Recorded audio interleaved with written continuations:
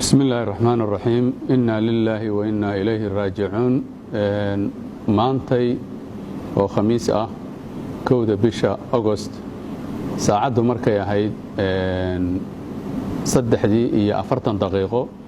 waxaa ku geeriyooday isbitaalka la yiraahdo Xamed Hospital gudoomiyihii gobolka Banaadir ahaana duqa magaalada Engineer Yarisow Ilaahay ha u naxariisto gudoomiyaha waxaa la keenay dalka Qatar maalinkii ay bishu ahayd 26 July maalinkii 27ka wuxuu galay qalliin caloosha ah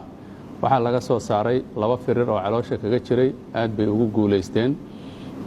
siday warbixinta nagu siiyeen dhakhaatiirta kadib waxaa la galay in lala tacaalo 2 firir oo madaxa kaga jiray oo waliba qaybta hore iyo qaybta dambe ee madaxa laba dhinac ka kala galay kuna dhawaan maskaxda aad bay dhakhaatiirtu arintaas maaragtay ay u saareen MRI iyo CT scan waxay aad uga shakiyeen in la qali karo iyo in kale markii dambe shir bay nala galeen aniga iyo qoyska injineerka waxayna noo sheegeen in aan la taaban karin labadaas firir ee maskaxda dusheeda saaran haddii la isku dayana in ay khatar keeni karto haddii la daayana ay khatar keeni karto sidaa daraaddeed inaan marka hore la tacaalno inaan asaga soo celinno oo uu ka soo noqdo koomada ka soo noqdo oo inuu iskiis u neefsado aan isku dayno taasaan ku dadaalaynaa ka bacdi baan go'aan kala qaadanaynaa 4 maalmood ama maalinkii shanaad ayay maaragtay waxay noo sheegeen xalayto xilli dambe waliba oo kowdii hameennimo ah in organadii gudoomiyuhu ay aad u soo daciifahayaan ayna siiyeen saboortigu ugu weynaa ama kaalmadii ugu weyneyd ee mishiinadana ay maaragtay siiyeen walina organadii maaragtay ay shaqayn la yihiin xaaladuna ay khatar tahay waa xalay saqdii dhexe ka bacdi saakay waxay yiraahdeen xoogaa caadi buu ku soo noqday galinkii dambe maantay xilligii qadada ka bacdi ayaan aniga iyo qoyska marxuumka Allah u naxariistee ka soo rawaxnay isbitaalka qaybtii uu kaga jiray guriga markaan nimid ayaga hotelkan geeyay guriga markaan imid baa lay soo wacay waxaa la yiri wadnihii waa istaagay mana shaqaynayo daqiiqad kastana maaragtay naftu waa ka bixi kartaa si degdeg ah u imo intaan la bisanayba telefoon bay igu soo celiyeen waxay ii sheegeen in maaragtay ilaahay uu oofsaday ilaahay ha u naxariisto gudoomiyaha aad bay ula dadaaleen dawladda Qatar khayr Allah siiyo diyaarad bay u direen caafimaad oo asaga iyo bukaankii la socdayba